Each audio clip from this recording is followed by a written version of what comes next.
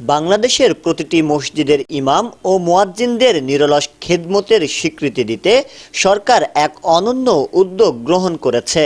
প্রধানমন্ত্রী আজ এই বিশেষ ডিজিটাল সম্মানী প্রদান কার্যক্রমের উদ্বোধন করে আলেম সমাজের জন্য এক নতুন দিগন্ত উন্মোচন করলেন।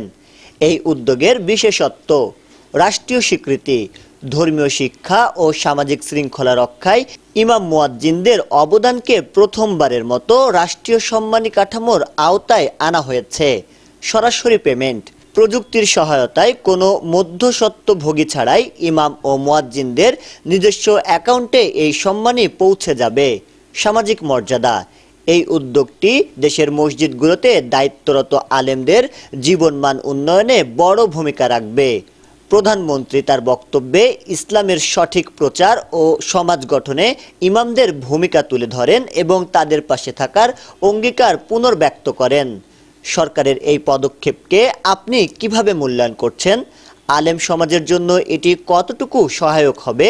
আপনার অনুভূতি কমেন্ট করে জানান এবং এই খুশির খবরটি সবার মাঝে শেয়ার করুন। শাহরিয়ার হিমেল, ডেস্ক রিপোর্ট, নবরূপ টিভি।